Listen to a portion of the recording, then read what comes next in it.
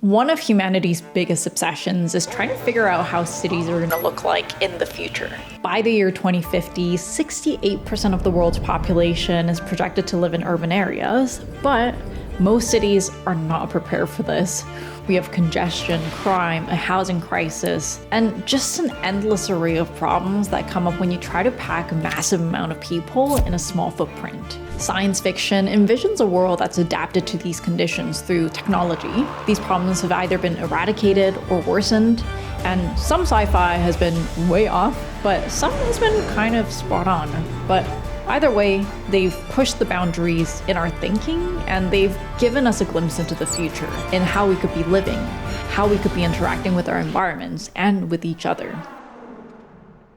So today, I want to look at 3 sci-fi movies with really interesting city concepts and break them down from a design and urban planning point of view. This video is sponsored and brainstormed with Milanote. More on them later in this video.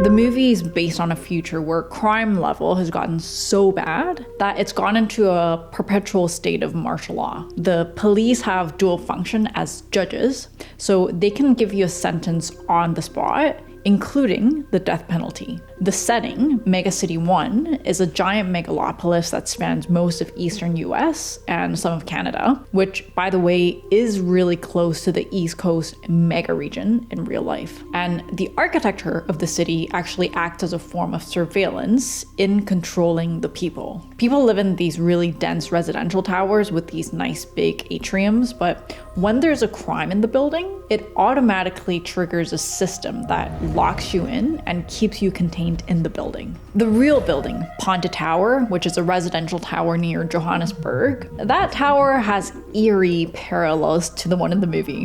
When it was first built in the 70s, it was a really desirable address, but it very quickly turned into a slum. It was hijacked by gangs at some point, and now it's like a symbol for crime and urban decay in the city. The decline was largely due to the social and political conditions at the time, but architecturally speaking, it's brutalist. You know, there's a lot of similarities with the panopticon concept, which is the universal design concept for prisons. And I think it's this imposing architecture that turned this building into a symbol of decay. You know, architecture is not just for living in or working in, it's also a symbol. And the movie actually uses these towers as a symbol of order and surveillance, like a lot of real city designs. One of the best examples would be this guy. His ideas for cities inspired a lot of developments throughout the world, and it's had a huge impact on how cities are designed today. In 1920s, Le Corbusier created several city plans to heal Paris from its problems. It was congested, it was dirty, it was deteriorating, and his solution was to raise the entire city and replace it with this. He believed this would create order and harmony by separating all of the different functions within a city, like industrial, commercial, residential, recreational, and all the different traffic arteries. They would all be set up in different zones. Open space was a priority for air circulation because it was so lacking in Paris. So he designed these blocks to have tons of open space and circulation space by packing more density into a smaller footprint. This was never really implemented in Paris, thank God, but many housing projects throughout the world took this approach, and they actually became kind of awful places to live. If you separate all of these functions, you get dead zones throughout the day. You go to work during the day, you come back home during the evening, and if you have to work late, walking in this office area becomes kind of dangerous because the streets are dead. Same with the residential areas. During certain hours, there's like nobody on the streets. All the activity, like restaurants or bars that would be open late, are in a separate zone. And that's why well-designed cities, there's a mixture of different uses. There's shops, restaurants, offices, and apartments, so that you can get a constant flow of activity and eyes on the streets. Cities and neighborhoods become a lot safer and more lively when you have this kind of organic surveillance. But in Corbusier's designs, this was never really considered, which created really unsafe areas and the need for constant surveillance. So In a future where crime rate is through the roof, it's not really an accident that they use this type of city design in this movie.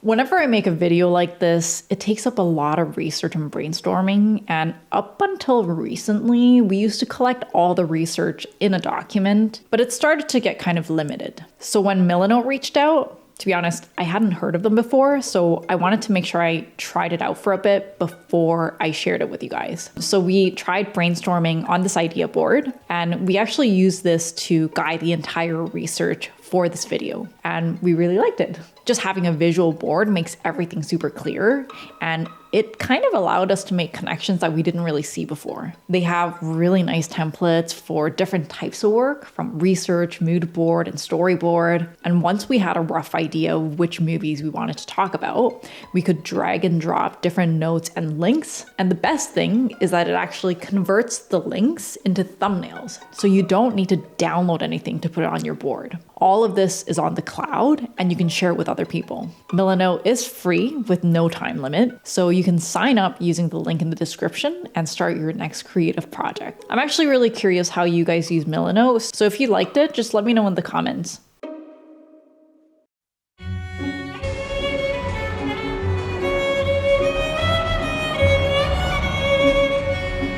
The movie The Fifth Element depicts a megacity that solved the population crisis by building vertically. These towers go on for miles and miles and miles, and they use flying cars and public transit navigating in 3 dimensions to get around. Natural light and ventilation is an issue, and the further you go down, it gets worse and worse. Even above, it's not really the nicest conditions. People live in these little pods with like little to no personalization. Building vertically makes a lot of sense, especially if it's a city with a clear perimeter. There's a lot of efficiencies when your infrastructure can serve more people in a smaller footprint. There's a couple of technologies that would have to involve to make this scenario plausible. You would need flying cars or some sort of vertical transportation, which is actually not that far-fetched. They're already testing these automated taxi drones. We would also need new materials and new construction technology. Like, for example, there's this new type of bioconcrete that can heal its own cracks. There's also been a lot of development in heavy timber construction, for example. We have the tallest wood tower being built in Japan, which is obviously huge because you can offset a lot of the carbon footprint. I think more than the material strength, it's the constructability that's going to be a bigger issue. How do you get materials that high? It's fine when it's like 30 or 40 stories, but when it goes up to like 100 stories, the concrete starts to harden, and that's problematic.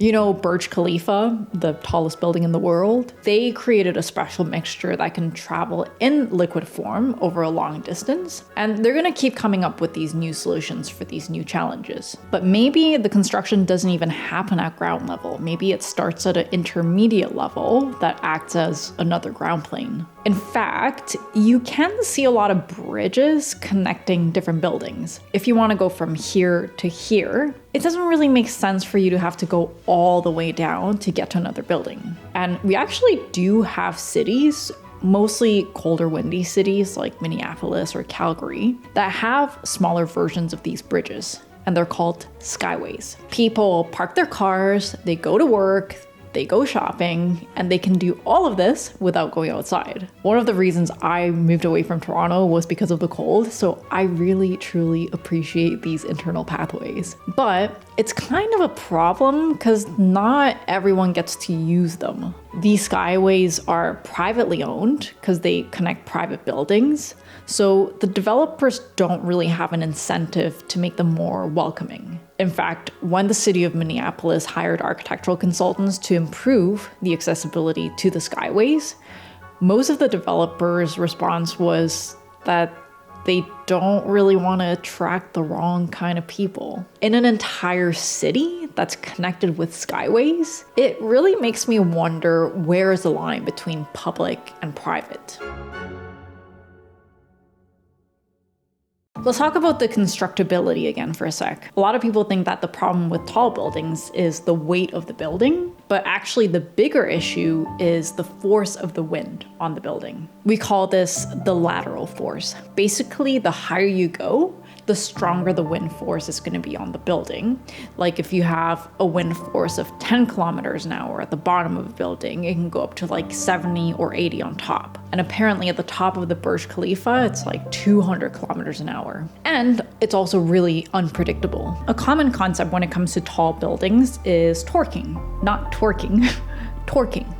It's like twisting. One of the solutions is exterior bracing. It holds the building in place and it stops it from twisting. A lot of these buildings will probably look more like this. Another solution is the original concept is from Frank Lloyd Wright and his Mile High Tower. It's dense at the bottom and it tapers at the top. When it was built, it was pretty revolutionary, but now you have the Burj Khalifa and other skyscrapers using the same concept.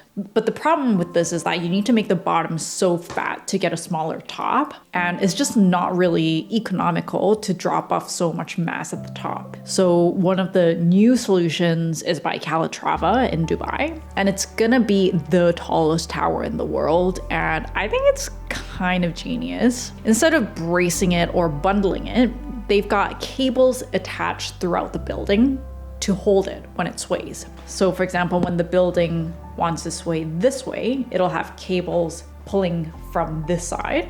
And if the building wants to sway this way, it'll have cables pulling from this side. By the way, if you guys want more information on these structural kits, I'll leave the link in the description. I mean, just a couple hundred years ago, people would have never thought of skyscrapers. You know, we only started getting these since the invention of elevators. So probably in the future, with new materials and new technology, we're probably gonna be able to get like 500 stories or 1,000 stories. I think the bigger problem is going to be how can we create equitable spaces throughout? You know, like I said, there's this blurring of the private and public spaces, but also having this height naturally creates the really desirable spaces at the top and the really undesirable sections at the bottom. We would need artificial lighting that really closely mimics daylight and also a way to provide fresh air for the lower areas, but also just making sure that we have the right policies in place to not create these social divides between these sections.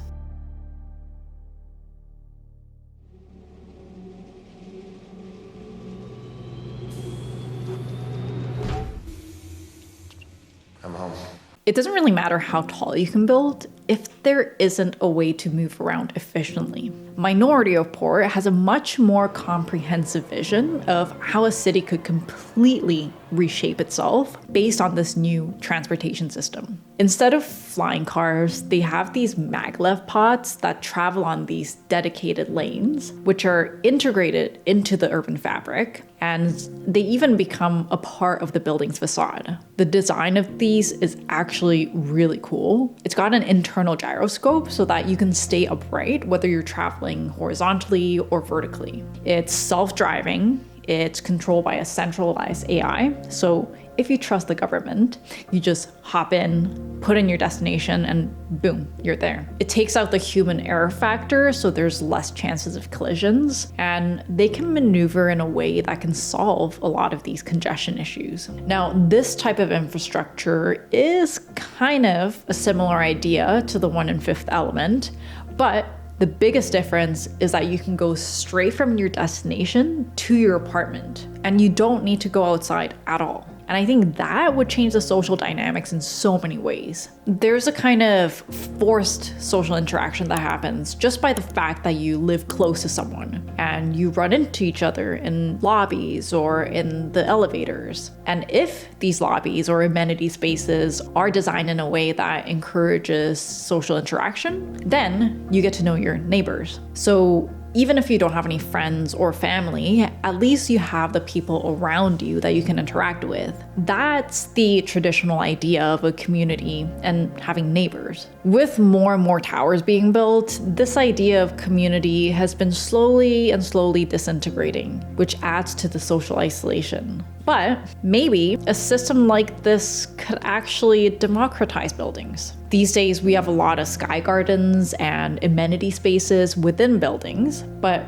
they can only be used through the building. So by having the ability to access the building from different points, maybe some of these spaces could be made accessible to the public or to paid members through an app. All of this is really exciting, but who knows? Maybe in the future, our built environments are just going to be secondary and we're going to be spending more time in the virtual reality. Or maybe cities become local organisms to protect against natural disasters or threat of war. Or maybe we just stop trying to improve the city altogether. Mark Wigley once said, "Architecture never derived its force from stability of culture, but rather from the expression of those moments when the sense of stability slipped." If we can agree on one thing, I think it's that we're living in really uncertain times, and this is the breeding ground for a lot of the changes in the environment. There's a lot to unpack here, so let me know what you think in the comments. And if you want to know more about architecture, I'm going to leave a playlist at the end of this. And if you like sci-fi or dystopian architecture, you should probably have a look at my Neon and Burning Man videos. Don't forget to like and subscribe,